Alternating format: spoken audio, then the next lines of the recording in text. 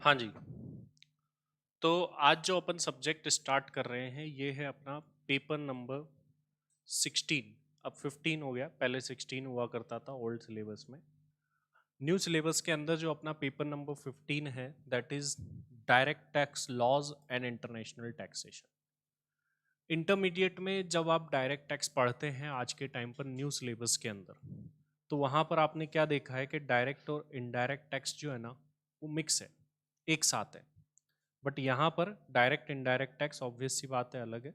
Online में भी सभी को गुड आफ्टरनून। दोनों के दोनों जो यहाँ पर डायरेक्ट इनडायरेक्ट टैक्स है वो हमको अलग अलग देखने को मिलते हैं। ये सब्जेक्ट की अगर मैं बात करूँ तो ग्रुप 3 के अंदर अपना ये सब्जेक्ट पढ़ता है। एग्जाम के अंदर अगर बात करूँ कि इसमें किस टाइप के मार्क्स आते हैं, तो 60 मार्क्स तक तो आप इसमें इजीली पहुंच सकते हैं। उसके ऊपर अगर आपको पहुंचना है तो बहुत अच्छी नॉलेज चाहिए होती है। अब सबसे पहले जब भी हम किसी सब्जेक्ट को स्टार्ट करते हैं तो पहले तो देखने वाले हैं कि सोर्स क्या होने वाला है।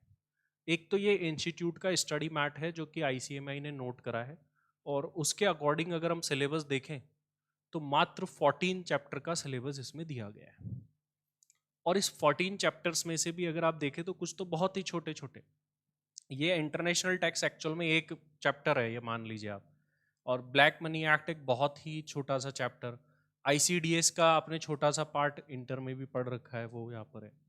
तो ये बड़े छोटे छोटे चैप्टर है। अगर मुझे आप लोगों को सिर्फ यही कराना हो जो बुक में दिया हुआ है तो ये तो बहुत जल्दी हो जाएगा। मैक्स टू मैक्स 100 आवर्स के अंदर ये कंटेंट खत्म हो जाए जो यहाँ एज पर बुक दिया हुआ है। इंटरमीडिएट में आपने देखा होगा कि जो भी हम पढ़ते हैं वो कंटेंट, वो चैप्टर हमारी बुक्स में दिए हुए हैं, उसको हम पढ़ते हैं, फिर उसके क्वेश्चन करते हैं, दैट्स इट, इनफ हो जाता है काम। लेकिन यहाँ पर जो ये सब्जेक्ट है डायरेक्ट टैक्सेशन, उसमें इतने से काम नहीं चल सकता। रीज़न क्या है कि जब हम स्टडी मैट को देखते हैं तो नंबर ऑफ क्वेश्चंस बहुत कम है। तो जैसे इंटर के स्टडी मैट में अप्रोक्स हर टॉपिक के बाद में क्वेश्चन दिया हुआ होता है, वैसा यहाँ पर नहीं है। और जो सिलेबस डिजाइनिंग है वो भी प्रॉपरली नहीं है, मतलब सिक्वेंसिंग जिसको मैं बोलूँगा वो भी प्रॉपरली यहाँ पर नहीं हो रखी है। अब सर हम फाइनल में आ गए तो क्या इंटर भी पढ़ना जरूरी है क्या? बिल्कुल आपको इंटर भी पढ़ना जरूरी है। तो जब आप फाइनल में आ गए हो तो आपको इंटर का कंटेंट भी आना चाहिए। लेकिन मैं ये एक्सपेक्ट करके चलता हूँ कि आप इंटर का कंटेंट भूल चुके हैं, आपको इतना याद नहीं है, या फिर इंटर में जो अंडरस्टैंडिंग लेवल आपने रखा था, जो आपके सोचने का लेवल था, अभी उससे हाई हो चुका है। तो आज के टाइम पे जो प्रोविजंस को आप समझेंगे जितना, वो प्रैक्टिकली समझेंगे आप उसको कि इसकी इम्प्लीकेशंस कैसे होगी, प्रैक्टिकली क्या होगा। तो इस सब्जेक्ट को पढ़ने के लिए जैसे इंटर में आपको एक बुक मिली थी डायरेक्ट टैक्स की, उसी तरीके से यहाँ पर अपनी 2 बुक्स होने वाली है। ये जो 2 बुक्स है, इस 2 बुक्स को मैंने कैसे डिजाइन करा है पहले मैं इसके बारे में बता देता हूँ। ये जो फर्स्ट बुक आप लोग देख रहे हैं ये अपनी है कंसेप्ट बुक। इस कंसेप्ट बुक के अंदर क्या कर रखा है, कंसेप्ट डाल रखे हैं बस। तो जितने भी कंसेप्ट्स हैं वो इस बुक के अंदर डाले हुए हैं, और इस बुक को अपन पढ़ते टाइम में काम में लेंगे, कंसेप्ट्स पढ़ना है और क्लास में भी नोट करेंगे, वो तो है ही। उसके अलावा एक तो ये बुक है जो उसमें सारे के सारे कंसेप्ट्स है। और अगर मैं इसमें चैप्टर काउंट करके आपको बताऊं कि कंसेप्ट बुक के अंदर टोटल कितने चैप्टर है, तो जहां यहाँ पर अपने को 14 चैप्टर दिख रहे हैं, यहाँ पर 32 चैप्टर्स है कंसेप्ट बुक के अंदर। तो ये चैप्टर्स अपने को पढ़ने हैं, ना कि सिर्फ इतने से काम चलेगा। तो पहली बात तो ये 32 चैप्टर्स आप लोगों को पढ़ने, और जितना सिंप्लीफाइड हो सकता है उतना सिंप्लीफाइड मैंने इसके नोट्स को कर रखा है। फिर इससे भी बड़ी चीज कि इसमें क्वेश्चन ही नहीं है। तो ये 500 पेज का क्वेश्चन बैंक है अपना, इसके अंदर क्वेश्चंस ही क्वेश्चंस भरे हुए हैं। आप देखेंगे तो इसमें कहीं से भी हर एक चैप्टर के मैंने क्वेश्चंस डाले हुए हैं, और जितना डिटेल में हो सकता है उतना करें, ताकि जब आप होमवर्क में क्वेश्चंस को करेंगे तो आप इजीली कर पाएंगे। इसमें केस लॉस भी डाले गए, मतलब सिर्फ क्वेश्चन नहीं है इसमें क्वेश्चन बैंक का नाम। इसमें क्वेश्चन भी है, जैसे ये मान लो ये कोई क्वेश्चन है, तो उसके बाद में ये क्वेश्चन ही बहुत बड़ा है, यहाँ तक चल रहा है, उसके बाद में यहाँ से आंसर है इसका। तो इस क्वेश्चन बैंक के अंदर जब अपन पढ़ेंगे तो इसके अंदर क्वेश्चन एंड आंसर दोनों है। इसमें देख लेते हैं कितने चैप्टर्स के क्वेश्चन डाले हुए हैं। तो टोटल 28 चैप्टर्स के इसमें क्वेश्चन है। कुछ टॉपिक्स ऐसे हैं कि जो दूसरे चैप्टर में ही मर्ज हो जाते हैं, इसलिए उसके क्वेश्चंस इसमें नहीं है। तो ये चैप्टर्स हमको पढ़ने हैं पहली बात तो सिर्फ उतना पढ़ने से काम नहीं चलेगा, हमको जो है ज़्यादा पढ़ना पड़ेगा, लेवल अप करना पड़ेगा। तो ये जो बुक हमें दिख रही है, इससे काम नहीं चलेगा, हमको एक्स्ट्रा भी पढ़ना है, आप ये माइंड में बैठा करके रखें। अब इस सब्जेक्ट की मैं बात करूं तो देखिए ये सब्जेक्ट हमारा 2 पार्ट में बटा हुआ है। पहले पार्ट को जो सेक्शन ए है उसको मैं डायरेक्ट टैक्स लॉज बोल सकता हूं, और जो दूसरा पार्ट है वो इंटरनेशनल टैक्सेशन है। इंटरनेशनल टैक्सेशन कोई बहुत बड़ा भी मैं नहीं कहूँगा, अप्रॉक्सीमेट ये 40 मार्क्स का कंटेंट अपना 30 आवर्स में हो जाता है, तो 30 आवर्स के अंदर एक बहुत बड़ा पार्ट अपन कवर कर लेते हैं। और शुरुआत में जब मैं स्टार्टिंग करूँगा तो कुछ बेसिक्स पढ़ने के बाद अपन इसी चैप्टर पर आने वाले हैं बहुत जल्द, क्योंकि इस चैप्टर को करके ही हम 40 मार्क्स कवर कर रहे हैं, तो एक बहुत कम टाइम पीरियड में बहुत अच्छे मार्क्स कवर कर लेंगे अगर आप स्ट्रेटेजी बना के चलते हैं। तो सबसे पहला फोकस अपना इन पर रहने वाला है, और कुछ और चैप्टर से जो यहाँ दिख ही नहीं रहे हैं बल्कि अंदर दिए हुए हैं। अगर हम आगे और बढ़ते हैं इसके अंदर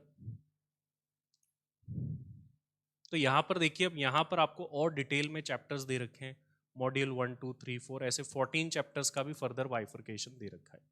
तो अपन देखते हैं डिटेल में हमको पढ़ना क्या है सर यहाँ पर, उसके बारे में मैं यहाँ पर नोट कर रहा हूँ, आप भी उसको नोट कर लीजिएगा कि हमको आखिर पढ़ना क्या क्या है उसके बारे में जान रहे हैं। तो हमारा ये जो पेपर है, paper number 15,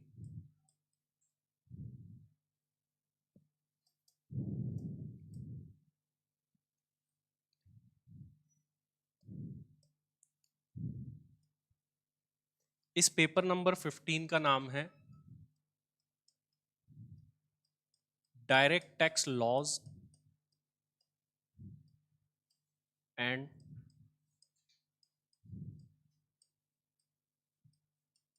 international taxation.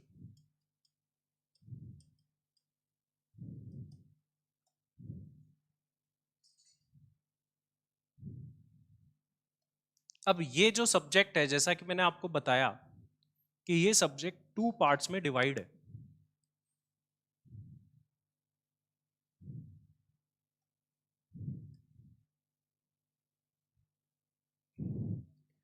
First part को मैंने नाम दिया है डायरेक्ट टैक्स,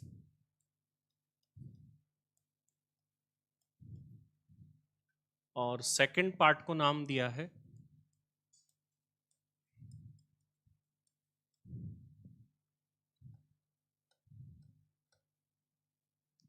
इंटरनेशनल टैक्सेशन।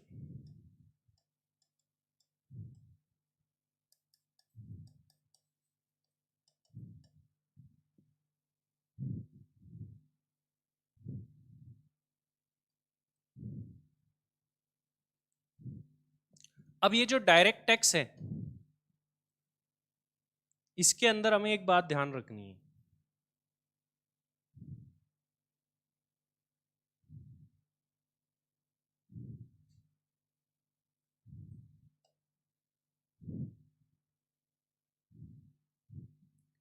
क्या ध्यान रखना है कि डायरेक्ट टैक्स के अंदर हमें इंटर का डायरेक्ट टैक्स भी पढ़ना है एंड फाइनल का डायरेक्ट टैक्स भी पढ़ना है। तो इंटर और फाइनल दोनों मिलाकर के डायरेक्ट टैक्स बनेगा, हालांकि है तो 60 मार्क्स का ही, बट दोनों को प्लस करके जो है हमारा डायरेक्ट टैक्स। अब इंटर फाइनल में क्या क्या टॉपिक्स है उस पर भी हम बात करने वाले हैं कि मेन मेन टॉपिक्स कौन से, डिटेल तो बहुत सारे टॉपिक्स है। इंटरनेशनल टैक्सेशन जो कि 40 मार्क्स का है, डायरेक्ट टैक्सेशन हमारा 60 मार्क्स का है,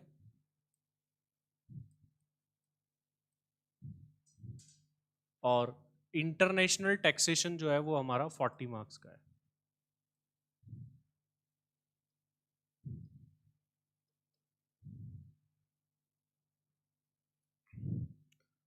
अब इस 40 मार्क्स के अंदर भी फर्दर टॉपिक्स आने वाले जो हम पढ़ेंगे।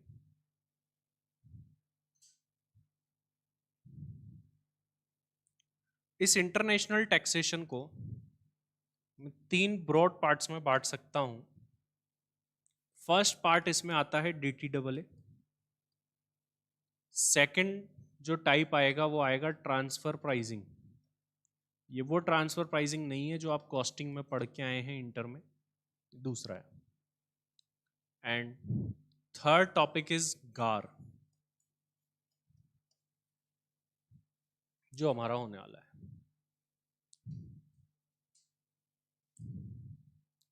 अब मैं बात करने वाला हूं सर इंटर के कौन कौन से टॉपिक्स यहां पर है जो कि बुक में है ही नहीं, लेकिन फिर भी पढ़ने पड़ते हैं, तो उन पर मैं बात करने वाला हूं सबसे पहले, फिर फाइनल की बात करूंगा मैं। इंटर टॉपिक्स,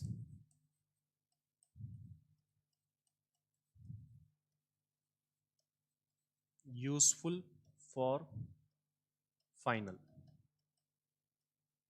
हालांकि सारे टॉपिक्स कोई इतने यूजफुल नहीं है, लेकिन कुछ टॉपिक्स है जो कि काफी ज्यादा यूजफुल होने वाले हैं, उनकी बात करते हैं। सबसे फर्स्ट टॉपिक अगर मैं आपको बताऊं, तो पहला टॉपिक जो है अपने 5 हेड में से है। 5 हेड में देखो, आपका हाउस प्रॉपर्टी कोई काम नहीं आएगा, सैलरी कोई काम नहीं आएगा। पहला और सबसे इंपॉर्टेंट चैप्टर होता है PGBP, profits and gains from business and profession. तो सर ये चैप्टर तो हमने इंटर में पढ़ लिया, क्या आप हमें वापस पढ़ाओगे क्या? बिल्कुल, मैं आपको ये वापस पढ़ाऊंगा और अलग पॉइंट ऑफ व्यू के साथ पढ़ाऊंगा। वो पॉइंट ऑफ व्यू नहीं होगा जो इंटर में होता है। इंटर में आप बेसिक लेवल पर होते हैं, आज इसको आप बिल्कुल और इन डेप्थ समझ पाएंगे पीजीबीपी को मेरे साथ में प्रैक्टिकली। दूसरा टॉपिक जो होता है हमारा, इंटर से काम लिंक्ड है, वो काम भी आता है, हालांकि पूरा नहीं आता ये, इनकम फ्रॉम कैपिटल गेन।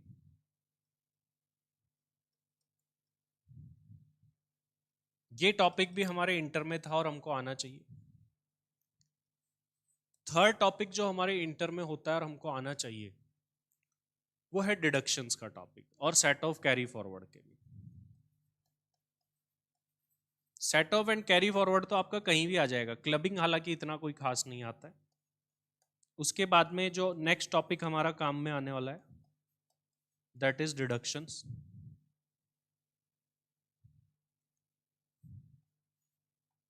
उसके बाद में फिफ्थ टॉपिक जो वहां से काम में आएगा और यहां पर भी पढ़ना है, वो है TDS, tax deducted at source. TDS भी काफी ज्यादा यहां पर आता है बार बार। Sixth, advance tax.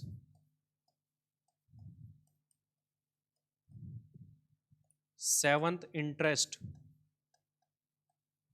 ये दोनों लिंक्ड ही टॉपिक होते हैं। Eighth, agriculture income. ये जो है छोटे छोटे टॉपिक है, बट ये कहीं भी बीच में आ सकते हैं, तो इनकी नॉलेज होगी तभी हम कुछ क्वेश्चंस कर पाएंगे, वरना डिडक्शन तो ऐसा टॉपिक है जो इंटरनेशनल टैक्स में भी आ जाता है बीच में, डीटीडब्ल्यूए पढ़ते टाइम। तो ये वो इंटर के टॉपिक्स है जो कि हमको फाइनल में आकर के पढ़ने हैं, काम में आते हैं। कुछ टॉपिक्स आपको हो सकता है अभी भी याद हो, जैसे सेट ऑफ कैरी फॉरवर्ड में कोई ज़्यादा कंटेंट होता नहीं है, इंटर में भी 2-3 क्लास मैक्स टू मैक्स लगती है इसको पढ़ने में। तो ये तो हो गए इंटर के टॉपिक्स। अब मैं बात करने जा रहा हूँ फाइनल के टॉपिक्स, जो कि हमको बुक में नहीं दिख रहे हैं बट हमको पढ़ने हैं। फाइनल के टॉपिक्स,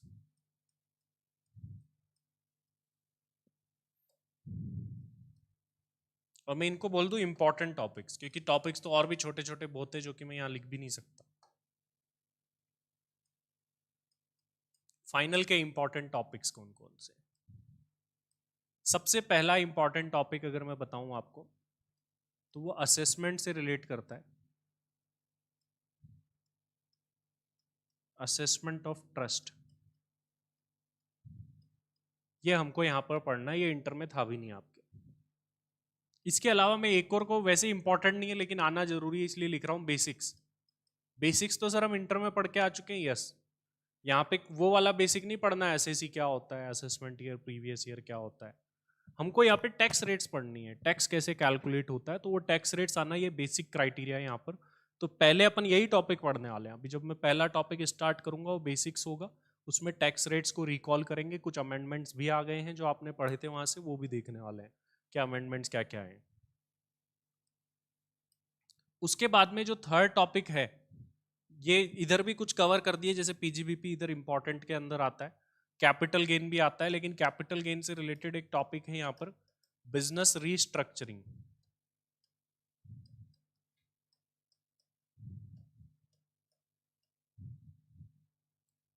वो हमको यहाँ पे पढ़ना है। एक इधर मैंने ऊपर लिखा हुआ है इंटरनेशनल टैक्स, ये टाइम कंज्यूमिंग भी है और इंपॉर्टेंट भी है, और आपको ऐसा लगेगा सर इसको तो हम बहुत अच्छे से कर लेंगे, 40 नंबर ले आएंगे इसमें पूरे में, ऐसा चैप्टर है ये इंटरनेशनल टैक्सेशन।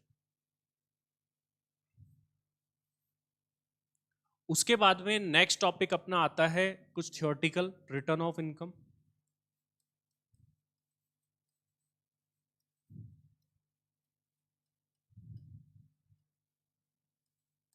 इस पर आप इंटर में इतना ध्यान नहीं देते क्योंकि छोटा सा टॉपिक है, लेकिन यहां पर देना है।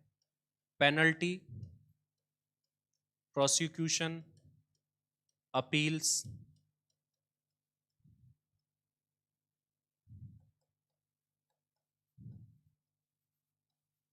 असेसमेंट प्रोसीजर के पार्ट ही है ये भी आप इंटर में इतना ध्यान से नहीं पढ़ सकते हो, तो हो सकता है पहले मैं आपको ये वाला टॉपिक भी पढ़ा दूं, ये भी मार्क्स के पॉइंट ऑफ व्यू से बड़ा इंपॉर्टेंट है, लेकिन इसमें थियोरटिकल है टॉपिक्स जो है। ये मेजरली हमको बुक से ही पढ़ना है, इसमें नोट का काम कम होगा, बुक से पढ़ने वाली चीजें ज्यादा होगी। इसके अलावा नेक्स्ट टॉपिक की बात करें तो छोटे छोटे इन्वेस्टमेंट फंड, इन्वेस्टमेंट ट्रस्ट के टॉपिक है, और देख लेता हूं कौन से टॉपिक रह गए जो अलग से हमको पढ़ने हैं।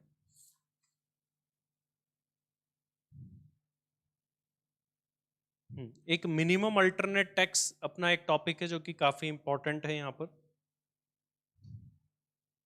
जिसको हम मैट के नाम से जानते हैं। और equalisation levy and advance ruling, ये इक्वलाइजेशन लेवी इसका पार्ट भी मानना जाता है, कोई बड़ा चैप्टर नहीं है ये। इक्वलाइजेशन लेवी 3 क्लासेस का अप्रोक्स का चैप्टर है, same with the advance ruling.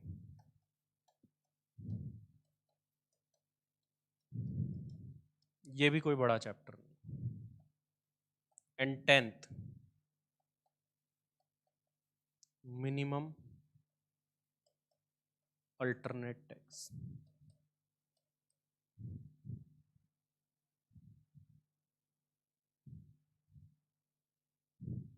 तो ये वो टॉपिक्स है जिनको आप नोट कर सकते हैं। आपका कोई डाउट है, क्या पढ़ना है, कैसे पढ़ना है, मैं तो आप पूछ सकते हैं।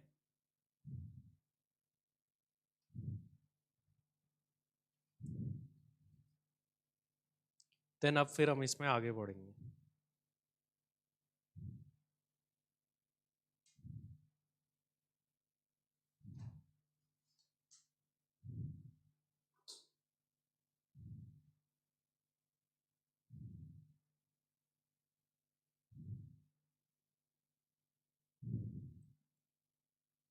अब देखिए, इस सिलेबस को कैसे पढ़ना है इसके बारे में मैं आपको थोड़ा सा आइडिया दे देता हूँ कि इसको कवरेज हम कैसे करने वाले हैं, पढ़ने कैसे वाले हैं।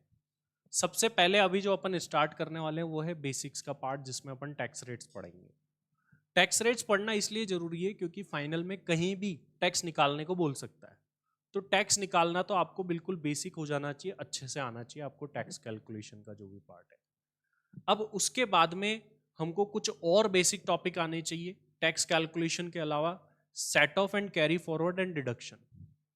ये टॉपिक्स जो है बेसिक लेवल के हैं जो कि फाइनल में एक्सपेक्ट किए जाते हैं कि आपको आते हैं। अगर ये टॉपिक्स आपको आते हैं, क्योंकि ये टॉपिक कहीं भी आ जाएंगे, कहीं भी बीच में आ सकते हैं। अब इसके बाद में जो हम स्टार्ट करेंगे वो हमारे पास में 2 ऑप्शन है इनको बाद में स्टार्ट करने। बेसिक्स के बाद हम एक इंटरनेशनल टैक्स भी स्टार्ट कर सकते हैं, और एक ये वाला पार्ट जिस पर आप इंटर में ज़्यादा ध्यान नहीं देते, return of income, penalty, prosecution, assessment procedure, वो भी स्टार्ट कर सकते हैं। दोनों ऑप्शंस हमारे पास में है कि हम इन दोनों में से कुछ भी स्टार्ट कर लेंगे बेसिक्स के बाद में। अब इसके अंदर जो क्वेश्चंस बनते हैं ना, आप देखेंगे स्टडी मैट में तो क्वेश्चंस इतने गिवन नहीं है। जैसे इक्वलाइजेशन लेवी आपने पढ़ी, क्वेश्चन ही गिवन नहीं है। एडवांस रूलिंग पढ़ी, क्वेश्चन ही गिवन नहीं है। लेकिन ये थियोरटिकल टॉपिक्स है, केस स्टडी टाइप ऐसे क्वेश्चंस बनते हैं, तो इसके सारे क्वेश्चंस मैंने इस क्वेश्चन बैंक में डाल रखे हैं। तो क्वेश्चन बैंक के अंदर ये सारे क्वेश्चंस आपको मिल जाएंगे, जितने भी टॉपिक्स है, चाहे इंटर का टॉपिक हो, फाइनल का हो, और इवन जो कॉमन टॉपिक्स है जैसे पीजीबीपी है फाइनल में, तो इसमें कुछ क्वेश्चन आपको इंटर के भी मिलेंगे जो आपने किए हुए हैं, और फाइनल के एक्स्ट्रा क्वेश्चन भी मिलेंगे, और same with the capital gain and other chapters जो है। ये अपना सिलेबस है। अब अपन जो सबसे पहले स्टार्ट करने जा रहे हैं वो है अपना बेसिक्स का पार्ट, और बेसिक्स के पार्ट में हम क्या पढ़ने वाले हैं, टैक्स रेट को। तो चलिए उसको स्टार्ट करते हैं और जानते हैं कि सर टैक्स रेट्स क्या है, क्या अमेंडमेंट्स आए हैं। इंपॉर्टेंट चैप्टर में इसको बोल रहा हूं क्योंकि इसमें अब अमेंडमेंट्स आ चुके हैं। बेसिक्स ऑफ डायरेक्ट टैक्स, ये अपना पहला टॉपिक है जिसको हम स्टार्ट करने जा रहे हैं।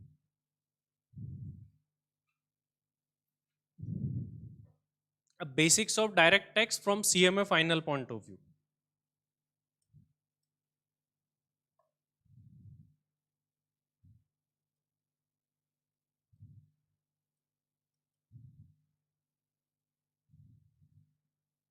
सीएमए फाइनल के पॉइंट ऑफ व्यू से।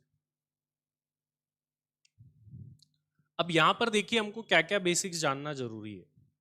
टैक्स रेट, सरचार्ज के बारे में, मार्जिनल रिलीफ के बारे में, ये सबसे पहले हमको जानना जरूरी है। चलिए तो इसके बारे में बात करते हैं कि बेसिक्स ऑफ डायरेक्ट टैक्स के अंदर क्या क्या आने वाला है। तो CMA final point of view से देखो, कुछ बेसिक्स तो मैं आपको रिकॉल करा दूं कि आपने इंटर में क्या पढ़े हैं। आपने इंटर में ये भी पढ़ा था एसएसी क्या होता है, जो कि आपके लिए बिल्कुल बेसिक बन चुका है। एसएसी वो पर्सन होता है जो रिटर्न भरता है, टैक्स भरता है, उसको एसएसी बोलते थे हम। इसके अलावा आपने एक और टॉपिक पढ़ा था, previous year and assessment year, ये भी होपफुली आपको पता ही है। प्रीवियस ईयर जिसमें हम इनकम अर्न करते हैं, असेसमेंट ईयर जिसमें इनकम को असेस करके टैक्स पे करते हैं। अच्छा, हमारे एग्जाम पॉइंट ऑफ व्यू से sir previous year assessment year क्या होने वाले हैं, depending upon your exam attempt. 2 attempt में एग्जाम दे सकते हैं आप, या और भी आगे के। जैसे मान लीजिए मैं बात करूं जून 24 एंड दिसंबर 24 के लिए तो अलग है, और जून 25 एंड दिसंबर 25 के पॉइंट ऑफ व्यू से अलग है।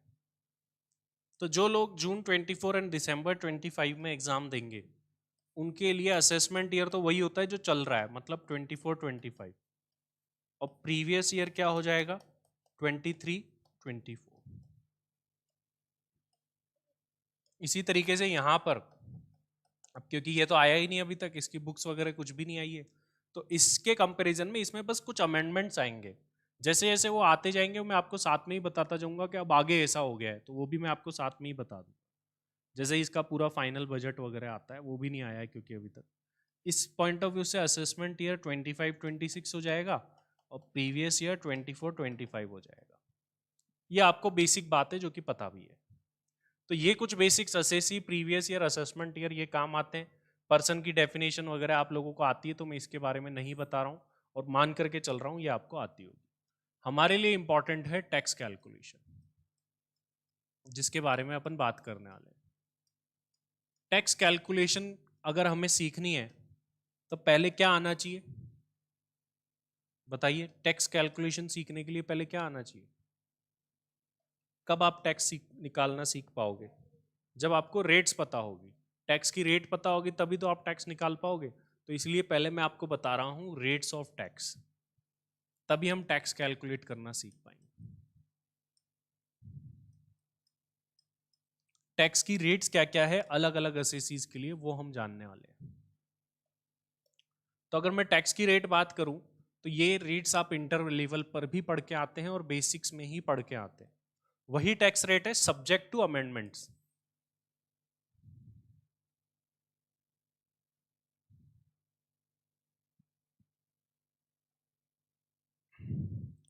अगर मैं एसएसी की बात करूं तो सबसे पहले जो एसएसी आता है वो है इंडिविजुअल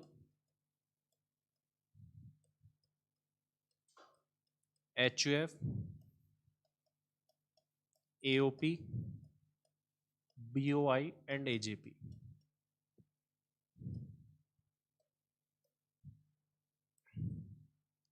इन एसएसीज के ऊपर टैक्स की रेट लगती है स्लैब रेट। इन पर लगेगी स्लैब रेट, और ये स्लैब रेट में ही चेंज है। इसको अभी मैं जब आपको बताऊंगा तो सेक्शन 115 बीएसी का इसके अंदर रोल आता है। उसके बाद में मैं बात करूं तो अगले एसएसी आते हैं हमारे firm, LLP and local authority.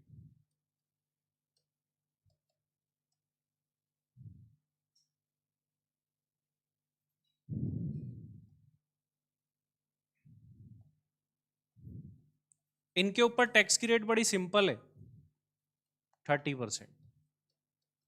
Flat rate लगती है, कोई स्लैब रेट का सिस्टम है ही नहीं। उसके बाद में थर्ड पार्ट आता है जिसका फाइनल में ज्यादा काम पड़ता है, वो है कंपनी। एक बात और मैं आपको बता दूं, अब हमारी सोच जो है ना वो थोड़ी सी बदलनी पड़ेगी। इंटर लेवल पर हमारी क्या सोच होती है, ये एसएसी है, ये पर्सन है, ये व्यक्ति है। यहाँ पर मेनली एसएसी कंपनी बनती है। ये अभी हम कॉर्पोरेट लेवल पे जा रहे हैं, अभी तक अपन इंडिविजुअल लेवल पे थे इंटर में जो पढ़ते हैं, और अभी जो ज्यादातर चीजें होगी वो कंपनी लेवल की पढ़ेंगे। एसएससी भी ज्यादातर आपको कंपनी मिलेगी यहाँ पर, और असेसमेंट ऑफ कंपनी टॉपिक भी, ये मैट मैंने आपको बताया वो उसी से रिलेटेड होगा। अब एएमटी आपने इंटर में पढ़ा हुआ होगा, आपको याद है, तो मैट उसी का जैसा है, लेकिन एएमटी जो है वो कंपनी को छोड़ के बाकी सब पर लगता है, और वहीं यहाँ पर देखे तो मैट जो है वो कंपनी के लिए बना हुआ है।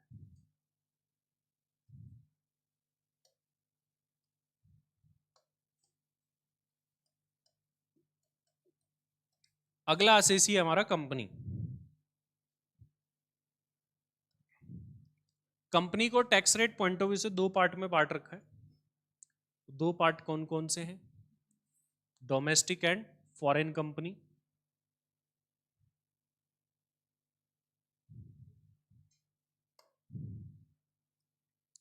First part is domestic company.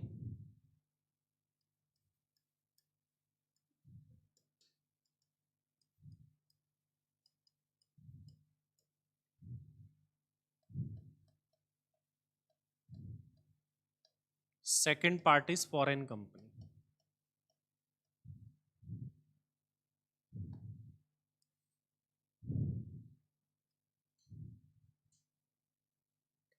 Domestic company को भी मैं दो पार्ट में बांट रहा हूं।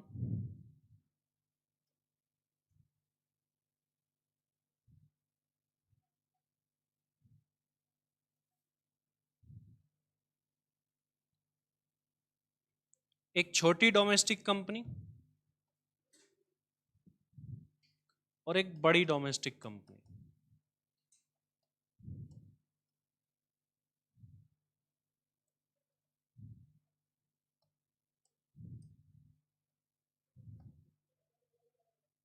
छोटी डोमेस्टिक कंपनी पर जो टैक्स की रेट है 25% है, और बड़ी कंपनी पर जो टैक्स की रेट है वो 30% है।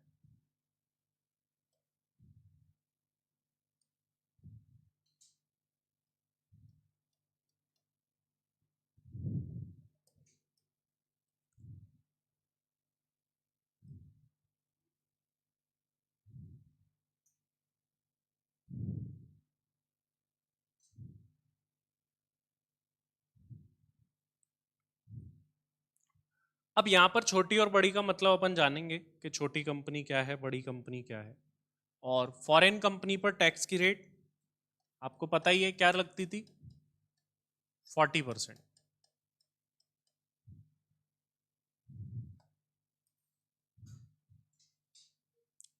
अब मैं बात करूं कि सर छोटी कंपनी का मतलब क्या है, किसको हम छोटी कंपनी मानेंगे।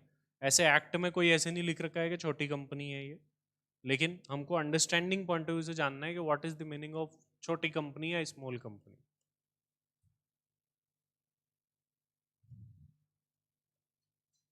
स्मॉल कंपनी का मतलब क्या होगा भाई?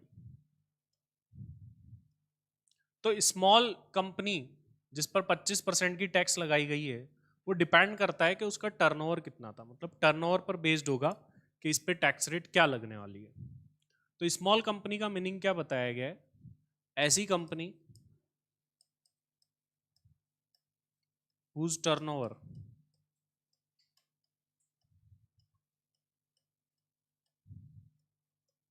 इन previous year 2021-22 was up to rupees 400 crore. जून 25 दिसंबर 25 वालों के लिए एक साल आगे बढ़ जाएगा, 22-23 आ जाएगा यहां पर। अब ऐसी कंपनी जिसका टर्नओवर 2021-22 में 400 करोड़ तक था, ये 21-22 ही क्यों देखा जा रहा है, ये भी एक हमारे सामने सवाल है। इसका क्या कारण है उसको देखते हैं। व्हाट इज द रीजन कि हम 21-22 का देख रहे हैं टर्नओवर। ये सपोज करिए कि ये हमारा प्रीवियस ईयर है 2023-24, और फिर 22-23 है, और 21-22 है। अब यहां पर ये सवाल आता है इसके, सर यहां पर ये टर्नओवर 21-22 क्यों रखा गया है? देखो 23-24 का जो बजट है वो बजट कब आया होगा? फरवरी 23 में सबसे पहली बात। दूसरी बात ये कि यदि किसी साल के लिए हमें टैक्स रेट चाहिए तो वो साल शुरू होने के पहले ही पता होनी चाहिए या बाद में भी पता होगी तो चलेगा? बताओ। टैक्स रेट आपको पहले से पता होनी चाहिए किसी ईयर के लिए या बाद में भी होगी तो चलेगा? पहले ही होगी तभी तो साल शुरू होते ही कुछ एसएसीज को आपको पता है 10,000 से ज्यादा जिसका टैक्स बनता है उसे एडवांस टैक्स देना पड़ता है, तो इसलिए टैक्स रेट तो पहले से पता होना जरूरी है हमको। अब टैक्स रेट पहले से पता होनी चाहिए, इसका मतलब फरवरी 23 को हमें पता होनी चाहिए 23-24 में क्या टैक्स रेट लगेगी। अगर गवर्नमेंट यहाँ लिख देती कि 23-24 का टर्नओवर देखेंगे तो भाई एसएससी पूछेगा सर 23-24 का टर्नओवर तो अगले साल मार्च 24 में जाके फाइनल होगा, और तब भी फाइनल नहीं होता है, ईयर एंड के बाद में उसकी ऑडिट होती है, बुक्स ऑफ अकाउंट्स फाइनल होते हैं, देन तब जाके फाइनल होता है। तो इसलिए 23-24 लिखने का तो कोई तुक ही नहीं है, ये साल अभी तक आया ही नहीं है और इस साल के लिए हमको टैक्स रेट चाहिए तो इसलिए ये वाला साल नहीं लिखा गया। फिर बोले कोई बात नहीं तो 22-23 लिख दो। तो इसका रीजन क्या था कि ये ईयर अभी तक आया ही नहीं, बजट जब आया था उसके अकॉर्डिंग देख रहे हैं। अब 22-23 लिख देते हैं, तो 22-23 एंड कब होता है? एंड होगा सर ये 31 मार्च 23 को। ठीक है, हमारा बजट फरवरी में ही बैठ करके बना दिया जाता है। पहली बात तो मतलब जब ये बजट आता है अगले साल का तब पिछला वाला प्रीवियस ईयर चल रहा होता है। 22-23 एंड होगा सर 31 मार्च 23 को, सर ये तो सही है ना, क्योंकि 1 अप्रैल से नया साल लगेगा तो इसका टर्नओवर ले लेते हैं पिछले वाले साल का।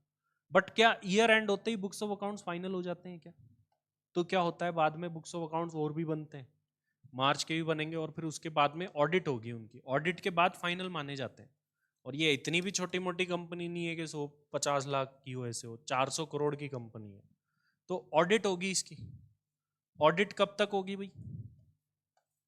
सर ऑडिट की ड्यू डेट तो हमारे लिए 31 अक्टूबर है। अब रिटर्न फाइलिंग की ड्यू डेट ऑडिट की तो 30 सितंबर ही है, और इस ऑडिट के केस में रिटर्न फाइलिंग की ड्यू डेट जो है वो कितनी है? 31 अक्टूबर। मतलब ऑडिट तो आपको पहले ही करा लेनी है और ऑडिट के केस वालों को अपना रिटर्न 31 अक्टूबर तक भरना है। तो ऑडिट की डेट अलग है और ऑडिट के केस में रिटर्न भरने की ड्यू डेट अलग है। अब सर ये साल तो अप्रैल से चालू हो जाएगा, ये ऐसे वेट थोड़ी करेंगे कि तुम ऑडिट करा लो, टर्नओवर फाइनल कर लो, फिर टैक्स रेट बता देना। ऑब्वियस सी बात है, इनको एडवांस टैक्स जमा कराना होता है तो हमको तो अभी से ही सब कुछ फाइनल चाहिए। बोले तो ये भी साल नहीं बैठ सकता क्योंकि ये ईयर भी अभी तो स्टार्ट ही हुआ है, अभी आगे सब कुछ चलेगा देन ये फाइनल होगा। तो बोले कोई बात नहीं सर, फिर क्या करें? फिर बोले तुम तो ऐसा साल लो जिसका बुक्स ऑफ अकाउंट्स क्लोज हो गए हो। बोले सर 21-22 के बुक्स ऑफ अकाउंट्स कब क्लोज हो गए होंगे? तो ये क्लोज हो गए होंगे सर 31 मार्च 22 को। इनकी ऑडिट भी हो गई होगी। बोले हाँ ऑडिट भी हो गई होगी सर, इनका टर्नओवर वगैरह सब फाइनल होगा। तो बोले ये वाले साल का टर्नओवर देखो। और जब ये शुरुआत से ही इस प्रोविजन को लाए थे ना तो ऐसे ही देखते थे, आज से नहीं है ये प्रोविजन, पहले तो शुरू हुआ था 50 करोड़ से, फिर 250 करोड़ करिए, फिर अब 400 करोड़ चल रही है कुछ टाइम से।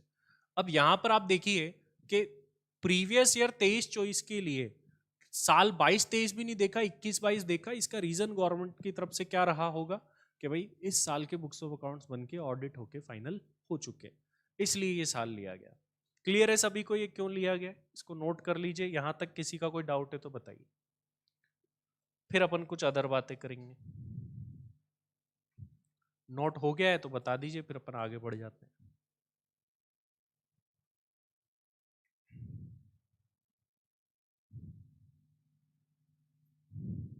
हाँ जी, ऑनलाइन मुझे बताइएगा भाई, ऑनलाइन वाले।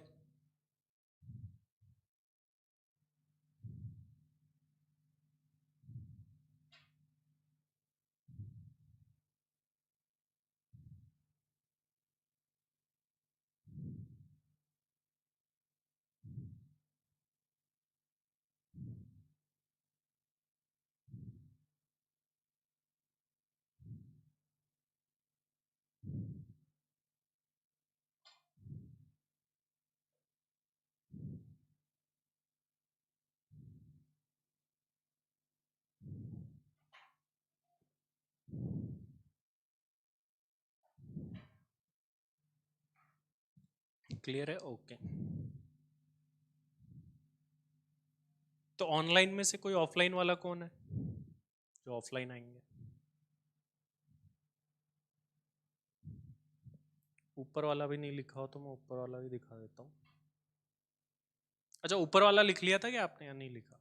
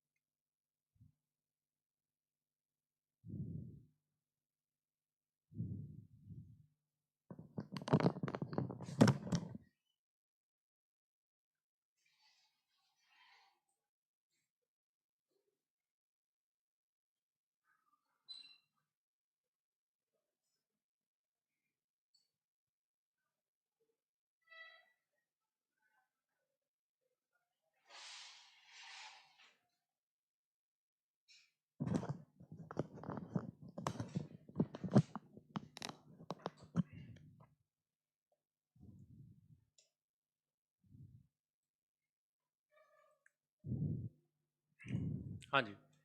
तो अब यहां पर देखिए कि कभी क्वेश्चन हमको बताएगा नहीं कि भाई छोटी कंपनी है बड़ी कंपनी है।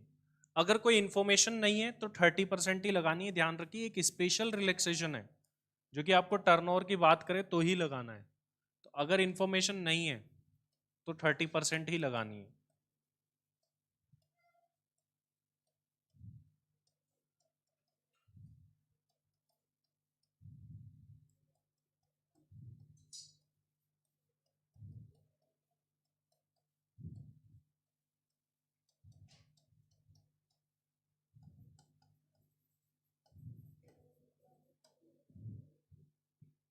इंफॉर्मेशन नहीं है तो 30% टैक्स रेट लगानी है। एक और बहुत ही बेसिक बात, हेल्थ एंड एजुकेशन सेस लगाना है, वो भी मैं लिख रहा हूं।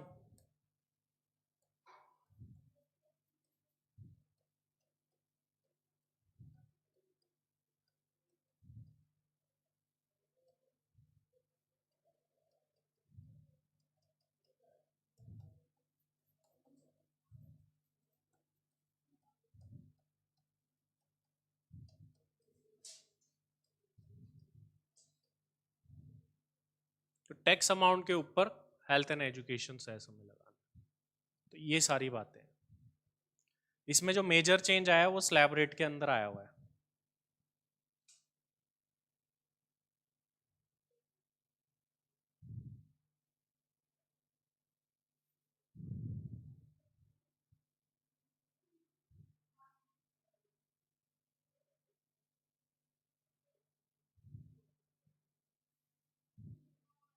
अब जो नेक्स्ट क्लास है उसके अंदर मैं आपको बताऊंगा स्लैब रेट के बारे में।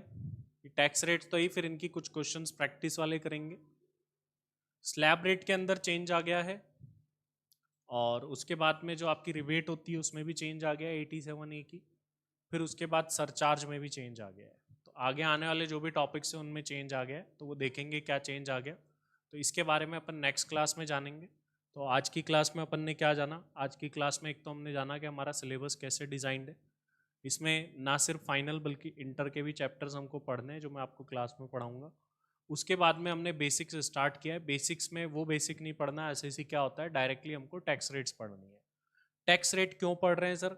ये जितने भी इनके प्रैक्टिकल क्वेश्चन आएंगे ना तो कहीं भी टैक्स निकलवा सकता है, तो इसलिए टैक्स रेट आना जरूरी है। इसके अलावा कुछ जगह पर डिडक्शन भी आ जाता है, वो कैसे आता है उसके बारे में मैं आपको बताऊं। तो यहाँ तक की बात सभी को क्लियर है? किसी का कोई सवाल है तो बताओ, कोई डाउट है तो बताइए।